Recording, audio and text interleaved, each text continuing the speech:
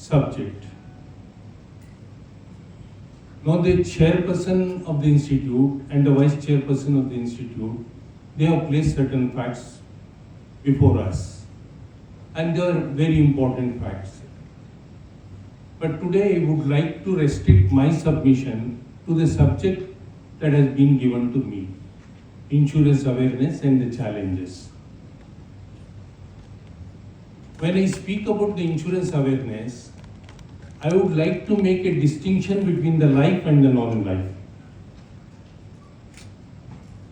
Because after 1956, the manner in which the LIC has spread the message of insurance across the country, that has created a situation that today LIC is the best known brand in the financial sector, overtaking State Bank of India. And that is amazing that even consumer durable, a product like Colgate, it ranks below LIC in the rural areas. So the kind of awareness about the life insurance is very much there and is existing because of the work that is done by the Life Insurance Corporation. And that cannot be disputed. So when you come to the awareness part of it, and in fact, many people do not distinguish between the life and non-life when it comes to it.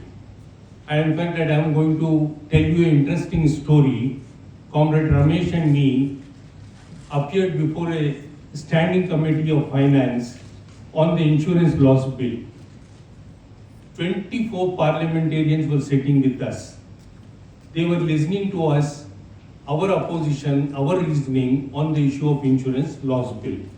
They were, to give credit to them, they appreciated our argument, they were listening to us. But at the end of the argument, one MP said, people are not happy with your servicing. I asked the question, if you have any specific case, please inform us, we will try to solve it. And that MP, whose name I do not want to divulge, he said, my relative's car met with an accident, LIC has not settled the claim so far.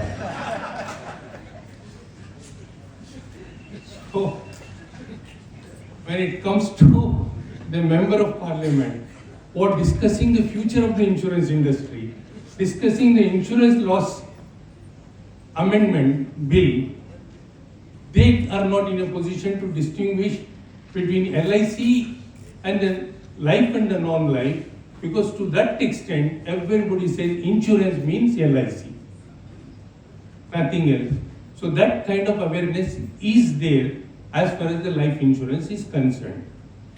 Yes, we are lacking in terms of the awareness as far as the non-life business is concerned. And that is because of the historical reason that unlike LIC, general insurance is not a monolithic organization. 4 public sector units were created and they had their own problems.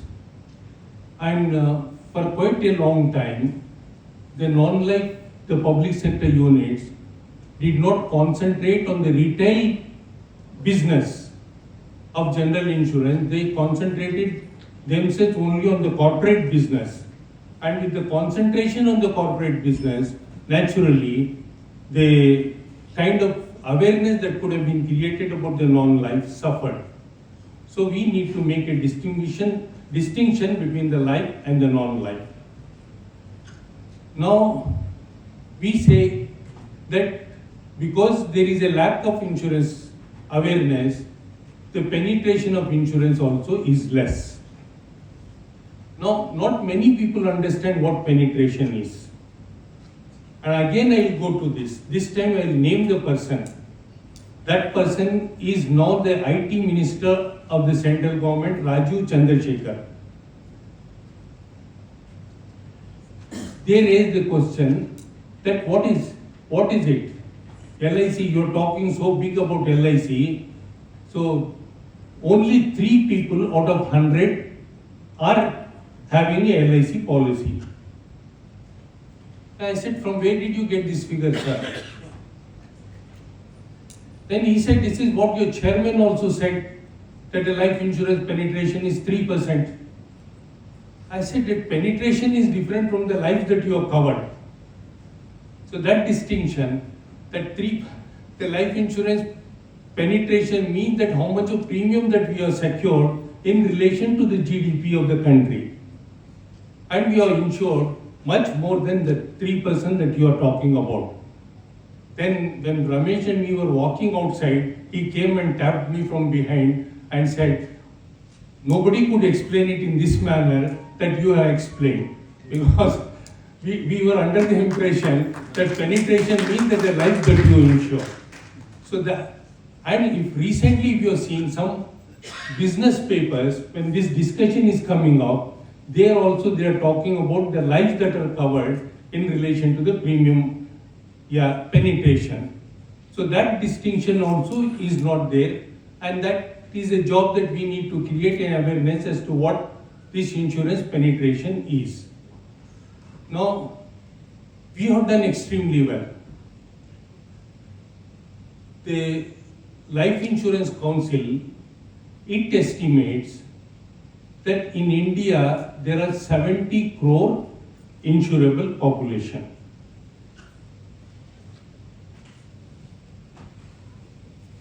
How many people have been insured out of that?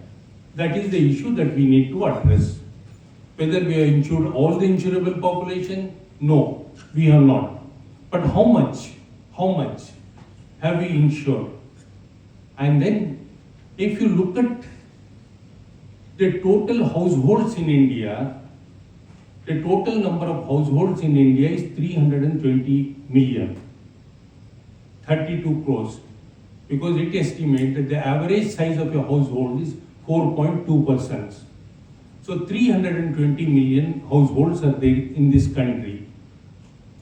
And if you look at the individual insurance, both by LIC and the private sector so far, even a conservative estimate says that there are 35 crore, 350 million people who have been insured. Now, if you add to that, 16 crore people have been insured by Pradhan Mantri Jeevan Jyoti Yojana. And then we have insured many people through this group insurance. And the assessment is that nearly around 70 to 75% of the insurable population has already been covered. And this is a fact which cannot be disputed. It cannot be disputed. Now, the question is that when we are talking about the penetration or the growth of the insurance business, it cannot be diverse from the growth of the Indian economy itself. Only when the Indian economy grows, only when the GDP grows, that the insurance business also can grow. Rightly, our chairperson said that perhaps very soon we may become the third largest economy in the world. And we would become the third largest economy in the world precisely because of the size of our population. Not because the per capita income is increasing or per capita GDP is increasing. It is because of the size of the population, 140 crore, overtaking China, and it is estimated by the end of this year, we are going to be 145 crore. The very size of the population makes our economy big. And that growth of the economy is not reflected in the living conditions of the people, because that growth is not being distributed equally. And that is the basic problem which the government has to resolve. That is the basic problem which the government has to address. Now you take a situation that in a country where the per capita income today is less than what it is in Bangladesh, $2,000 per annum, is having a life insurance penetration of 3.2%. The world average is 3.3%. We are much ahead in insurance penetration compared to the United States of America. The insurance penetration of United States of America is 3%. Germany, it is 2.8%. Spain, it is 1.9%. Brazil, which is 2.6%. Germany, Spain, and the United States of America, their per capita income is 30 times the Indian per capita income. Now, when such large per capita income, when their insurance penetration is less than what is obtaining in the life insurance in India, should we not be happy that we have done some job? Yeah, we may have to do much more, but we have to give credit that basically to the Life Insurance Corporation, the way it spread the message of the insurance, that our insurance penetration is comparable to what is obtaining in the developed countries, developed industrialized countries. Now, if you look at the growth of the insurance market across the world, the premium that is generated through the non-life insurance is more than the life insurance. Right? It is more than the life insurance. In fact, when we talk about 3.3% of the US, its non-life insurance penetration is 8%. 8%. But in India, for reasons historical, the non-life insurance penetration from 0.27% when the insurance industry was opened up has reached to 1% now. 1% now. What is the reason? That we need to analyze. And the reason, simple reason is that, number one, the non-life insurance industry, more specifically the public sector, it did not concentrate on the retail type of business. We have got the best householder insurance policy, but how many people have taken that policy? How many companies have sold that policy? Nobody. Then you have got this shopkeepers insurance. Nobody sells that. Nobody does it. And the responsibility lies with the top management of those companies also, because they did not give attention to that. They felt that their job is over the moment they secure some corporate business. And that corporate business is increasingly coming under competition now. And now that we are facing a problem. Aviation insurance. So when you travel, if you book your air ticket, you are asked whether you want insurance or not. Not a single public sector company is there in that business. Long back, when we used to travel, Chennai, Madras Airport, there used to be one Oriental Insurance Company office selling that insurance. Now they have also closed. The entire aviation insurance market has been left to the private sector. And with the concentration on the corporate business, ignoring the retail business, the non-life penetration has not increased. Number one.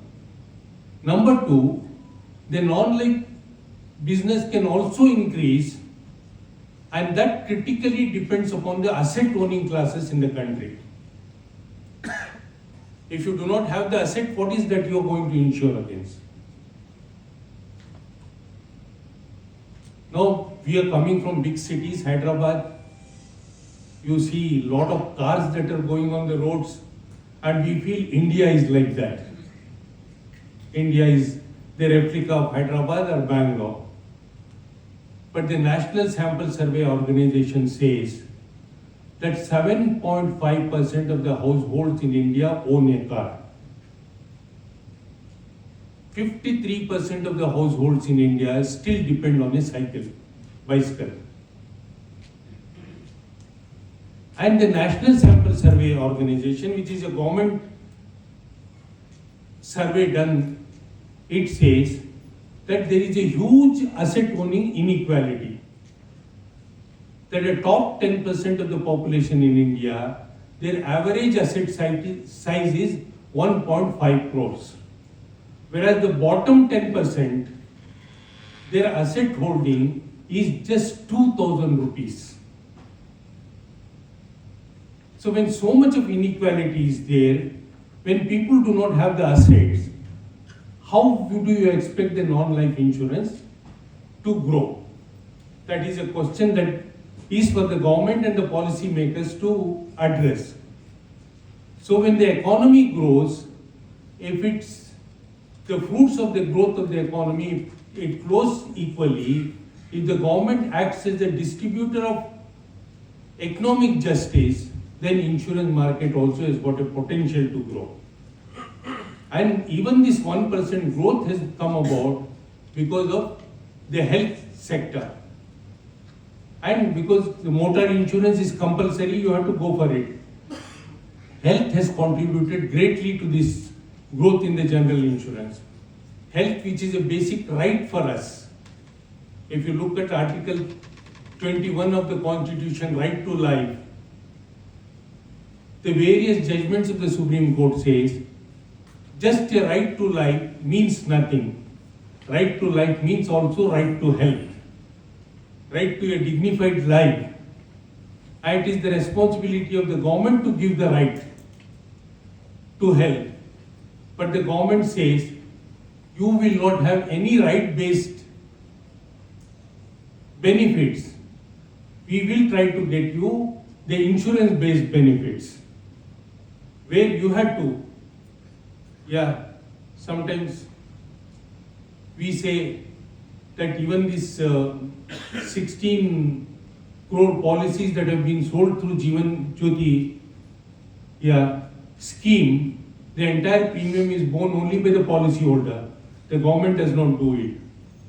And for the chairperson, we had a lot of discussion with LIC when Atal Pension Yojana was introduced. At that time, the government said, you give the particular guarantee to the pension scheme.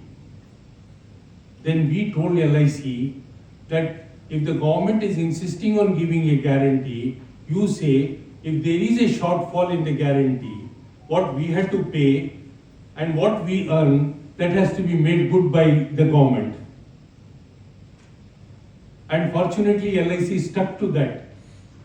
We had an actuary who was standing very firm, Bhargava, if you heard his name, who was standing very firm and who said, yes, if there is a shortfall, government has to make good. And that is why in the budget, the government makes that provision for that Atal Pension Yojana, if there is a shortfall, the government is going to pay it. But in general insurance, we could not do it because of the weakness of the management itself. When we said general insurance, that you insist that between that Suraksha policy, the loss that you are going to suffer that should be made by the government, the companies did not stand up to it. And that also gives an indication about the purchasing power of the people. We have got 35 crore policies of accident insurance, that's Suraksha, compared to 16 crore of Jeevan Jyoti. Because their premium is 14 rupees now, and here premium is 440 rupees. That difference in the premium cost us nearly how much? 20 crore policies. 20 crore policies. Therefore, the basic thing for the insurance to grow is that how much purchasing power the people should have.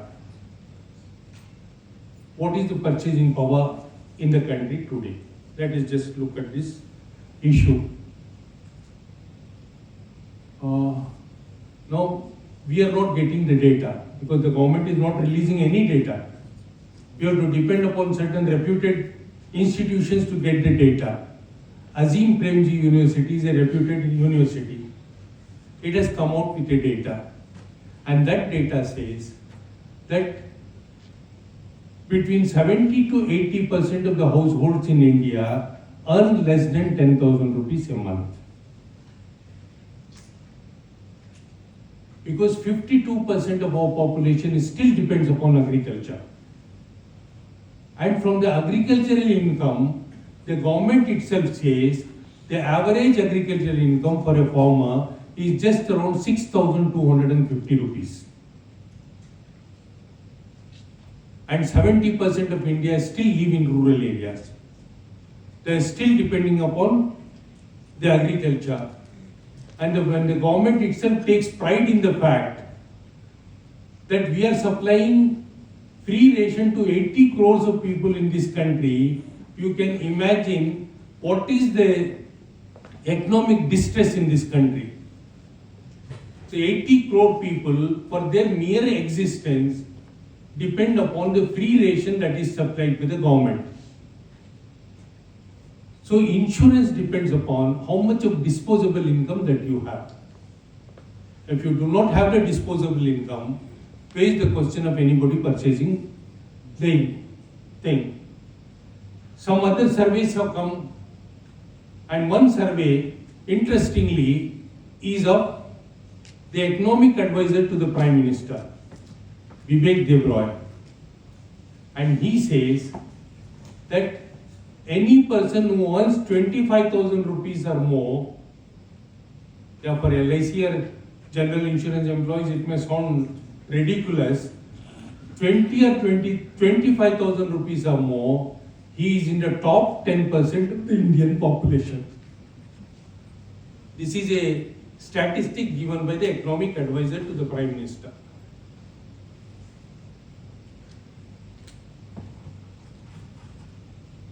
Now, how do you expand insurance? You can expand insurance only when you create disposable incomes in the hands of the people. And how do you create the disposable income? By creating employment. And today we have got the highest unemployment in India. And when you create the employment, that employment also should be a stable employment. Stable employment. And for your information, the salaried, those workers today around 480 crore are the workforce in India. Out of that 480 crore workforce in India, 18% are the regular salaried employees. More than 50% are the self-employed. A majority of them who come to your houses, street selling tomatoes, potatoes, everything, street vendors. 50% are the self-employed and nearly 30% are contract employees. And the government of India today has become the largest contract employer in the country.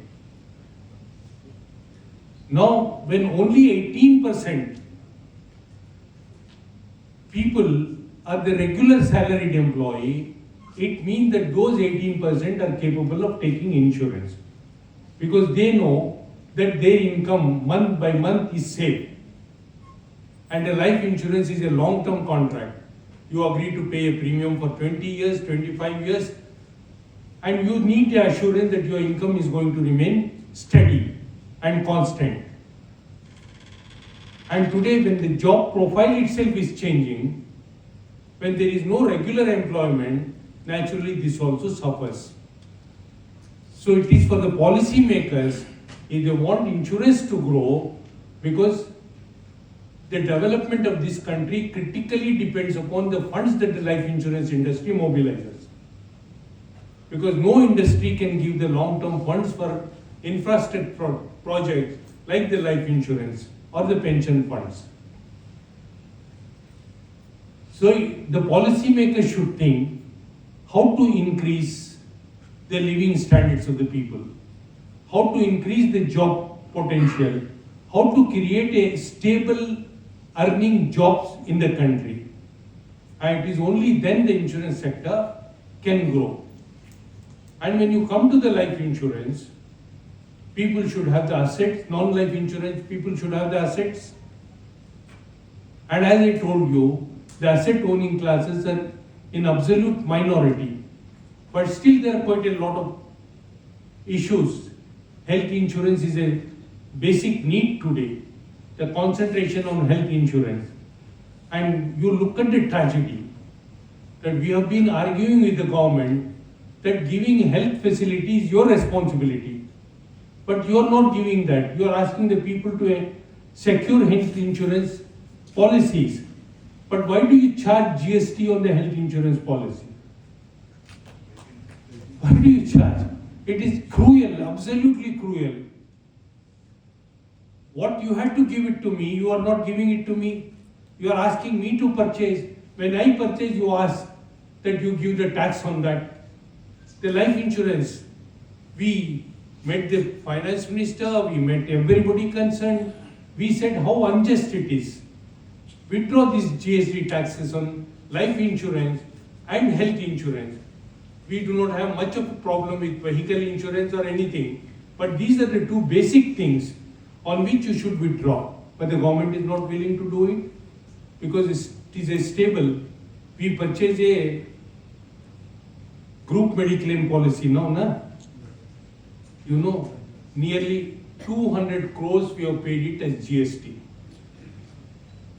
You have paid it, LIC has paid it, 200 crores. Why? Why should I pay the GST to secure a health benefit for myself? And after that, when I go to the hospital, you will be very happy that in your mediclaim scheme, you can take a room for 6,000, 7,000 and live comfortably there. The government says, if you take a room for more than 5,000 rupees, you have to pay tax on that also. The hospital is treated as a hotel. And this is the tragedy that we have with the government thinking for the policy makers. So unless you remove this, we were also asking the government that you give tax concession because insurance is still a product which people pursue as a tax saving instrument. We were talking to the chairperson of LIC and all. He said that less than 3 crore of people pay the taxes in India. So we have got so many policies, it may not affect that much. But whoever pays the tax, the insurance policy, the way traditionally insurance has been sold, it has not been sold as a risk product, it has been sold as a saving product.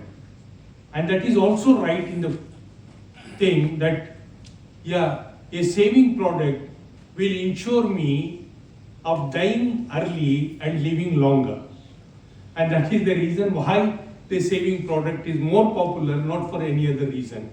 Because if I have the risk of living longer, I should have the savings with me. So the government have not given any, and in fact the new tax regime that they have introduced, they have done away with all taxes. I mean all incentives, saving incentives. And everything which the government has done retards the growth of the insurance market. In that kind of a challenging situation, we are talking about expansion of the insurance market and creating the awareness. And in the meantime, certain steps that are taken by the regulator, we do not know what impact it is going to have it.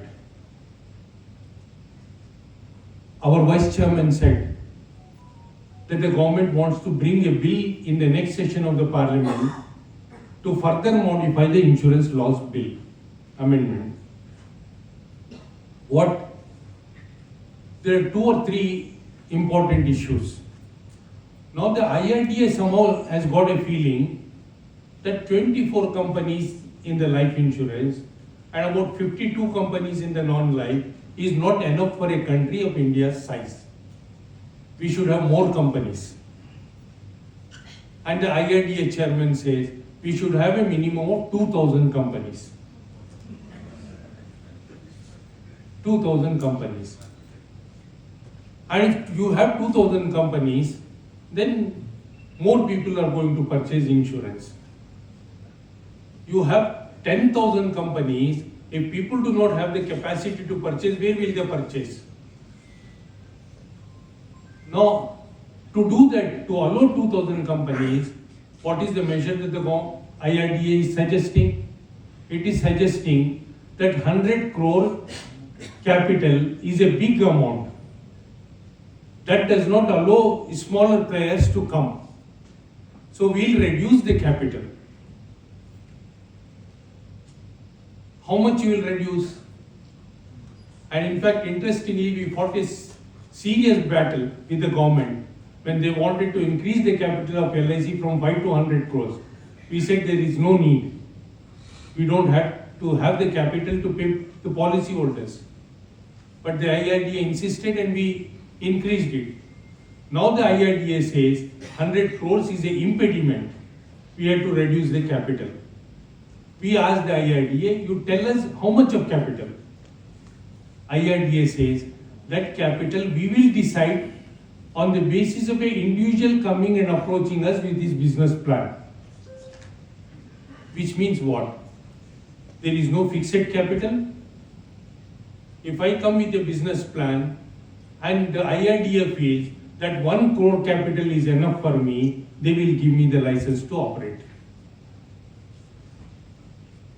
And if you allow such a kind of a thing, quite a lot of non-serious companies are going to enter into the insurance market, and you are going to take back the insurance to the pre-nationalization days, 1956, when there was no protection for the policy money and the policy holders. The second, which is very important for us, is that they say an agent should be permitted to sell the life insurance product of 3 companies, 3 non-life and 3 health insurance, and a bank assurance. A bank should be allowed to sell 777.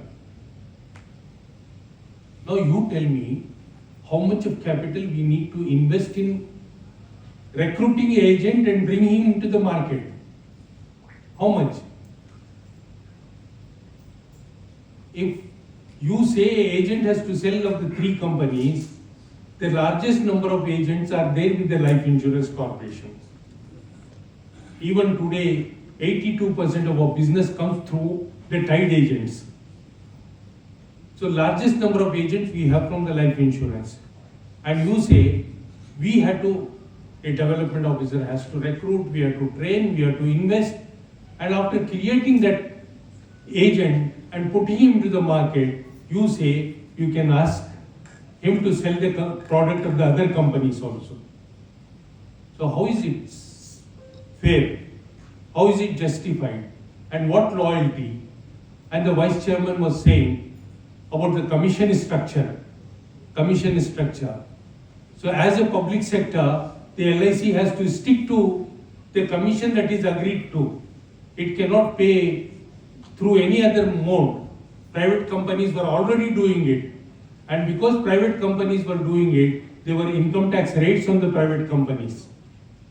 And the investigations were going on. Hiding of the GST, investigations were going on. Now IRDA has totally legalized their operation.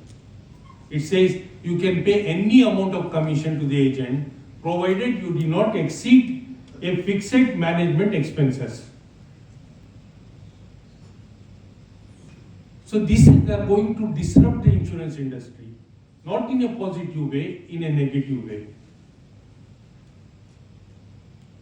And this is going to be a very big challenge. Now, we say that the non-life, much has to be done.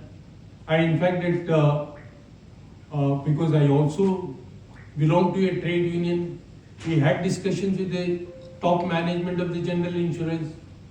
We have told them that you need to concentrate on the retail business, and the fact that you are leaving the most profitable business to the private sector and you are incurring losses. The fire insurance, which is profitable, is captured by the private sector. The aviation insurance, which is profitable, is captured by them. The marine insurance, which is profitable, is captured by them. You are allowing all that. And why you should not concentrate on that? And there is a possibility the economy grows and the fruits of that development flow to the people, that the insurance industry can grow. And despite all this problem, today it is a matter of pride that India ranks 9th in the global ranking in the life insurance market, and it is the 14th in the general insurance. And in fact, the Indian general insurance industry has grown the fastest in the world. The fastest in the world. And when you are also talking about, the growth, the per capita, you also have to say that we have grown at a time when insurance ranking is 9 and 14, when your GDP global ranking is 127. 127. So despite this, we have grown, and the challenges are there. And these challenges are that how do we secure more business? And here, one important issue that we need to discuss. One is that a lot of people are talking about insurance protection gap. And the people who are already insured are not sufficiently insured. And that is an area which has to be concentrated. In the sense that there is an understanding that the insurance should be at least a minimum of 10 years earning. But now that is not there. So that is a gap that is existing, and it is estimated that insurance protection gap is around $80 billion. And that is a market which needs to be tapped. And for that, sufficient work has to be done. A policyholder who already has a policy, he has to be sold another policy, a third policy. So that is a market which is existing. Because the 10% of the population, which is about, they define what is middle class in India, and they say that 140 million people in this country belong to the middle classes. And another 21 million are the rich in this country. So taken together, 160 million people. And these 160 million people had to be tapped to fill this insurance protection gap. But at the same time, we cannot ignore the poor. Ambani does not need insurance. A poor man, when he dies, when his family is in penury, he needs insurance. So you can't ignore it. And today, with the kind of competition that is taking place, there is a craze to secure more premium than more policies. And this limitation which has come about, that needs to be bridged.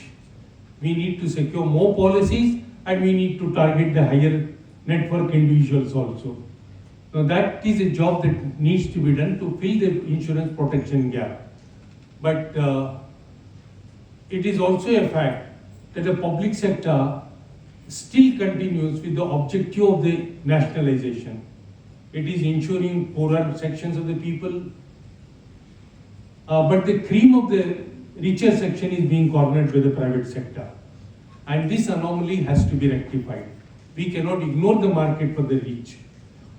We have to serve them also. And the latest business figure of the life insurance say that our average policy premium, ticket size which you call it, is 26,800 rupees.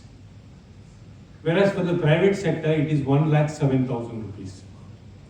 And that is the huge gap that we have.